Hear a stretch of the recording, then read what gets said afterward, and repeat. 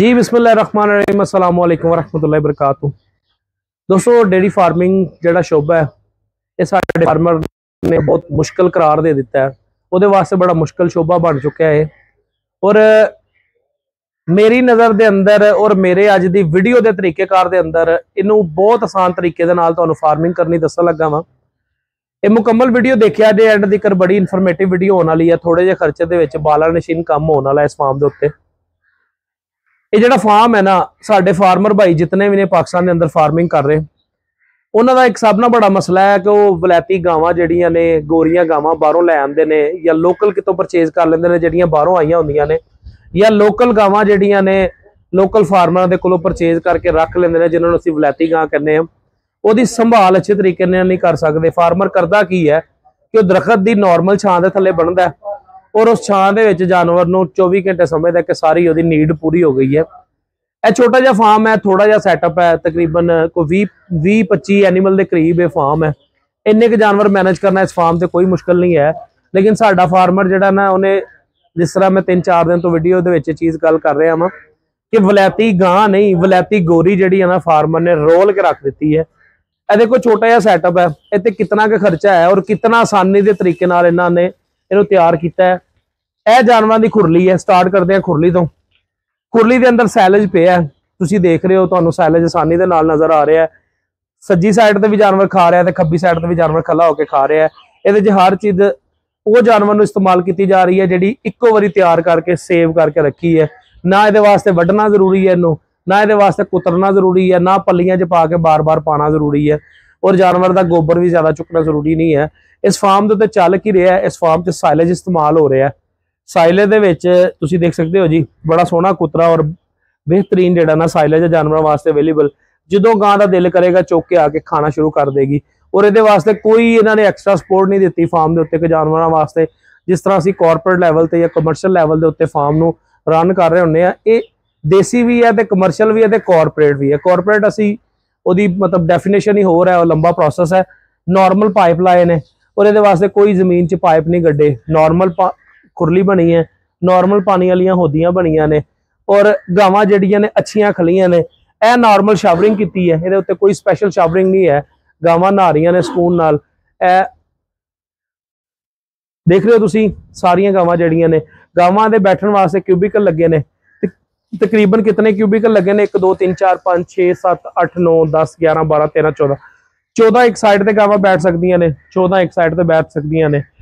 इधर क्यूबिकल नहीं लाए, इधर उन्होंने बच्चों का सैटअप रखे है। यह थोड़ा जिहा खर्चा है। इस खर्चे दे विच वलैती गावां दे कोलों 25-25 28 लीटर नॉर्मल दुध इस गर्मी के अंदर लै रहे हैं। जिस गर्मी के अंदर साडे फार्मर कहते सन, पुराने बजुर्ग जिहड़े ने वो फरमाते हैं कि सौन भादरों ऐसा मौसम है, इस मौसम के अक्कां चों भी दुध सुक जाता है लेकिन ये गावां फिर इतना दुध कर रहे हैं। 3 टाइम इन्हां दी मिल्किंग हो रही है क्योंकि फार्मर नूं अक्सर मैं गाइड करता रहना जो जानवर के कोलों 15 लीटर प्लस दुध हो जाए तो फिर तुसी ये 100% श्योर कर लो कि तुहाडे फार्म से 3 टाइम तुसी जानवर की चुआई करनी है।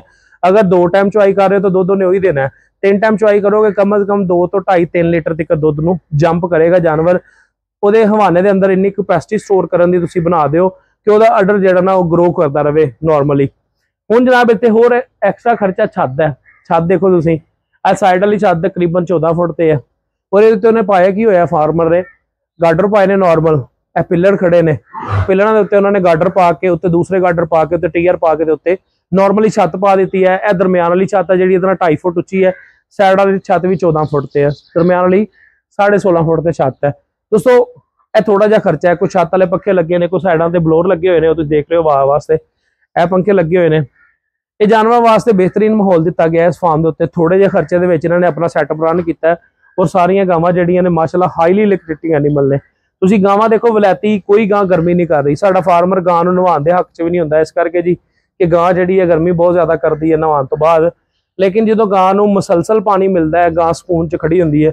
यही गां जिहड़ी खड़ी है तुहाडे सामने या दूसरी यह वाली गां जिहड़ी खड़ी है तुहाडे सामने, ये अगर किसी ऐसे फार्म के उत्ते होवे खड़ी जिहड़ा देसी तरीके दे नाल सैटअप चला रहा होवे ते इस टाइम के उत्ते इन्हां गावां ने तकरीबन एक गिठ 1.5 गिठ जुबान बाहर कड्ढी होएगी।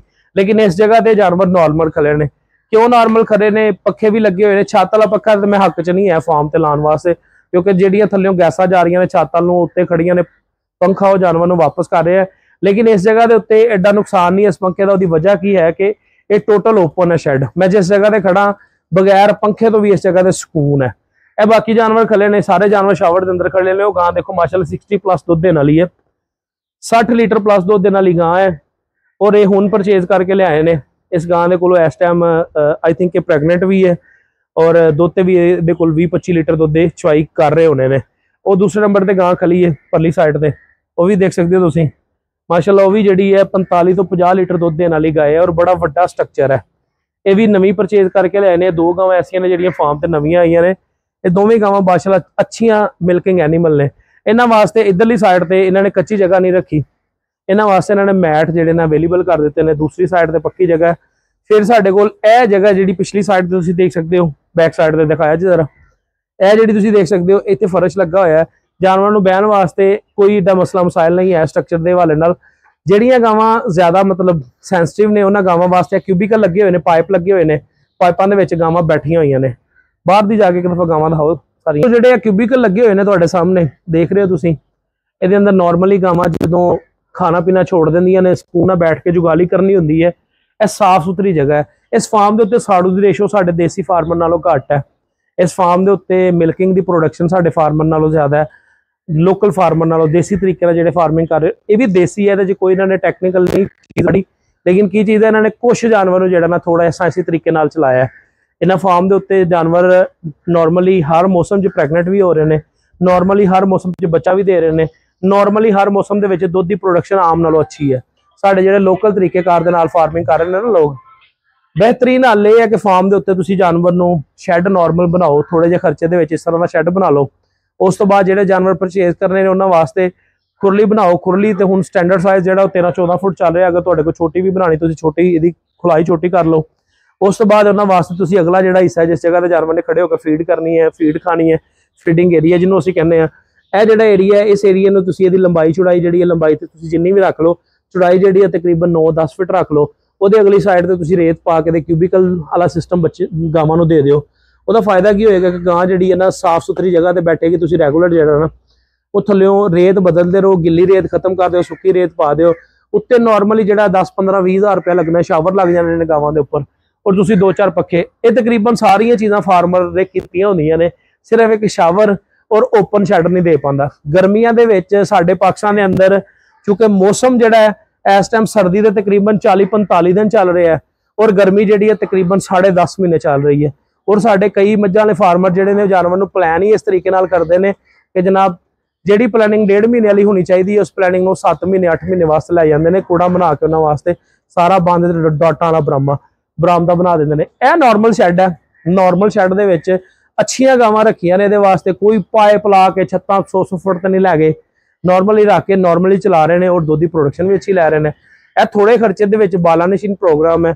इस फार्म के उत्ते जिहड़ी फीड पै रही डेयरी लैके 18 नंबर पै रही है और नाल जिहड़ा फार्म के उत्ते साइलेज माल खा रहा है, नाल शाम टाइम थोड़ी बहुती तूड़ी जानवर ने खानी है और जानवर की प्रोडक्शन जिहड़ी इस हवाले नाल बेहतरीन चलती पई है।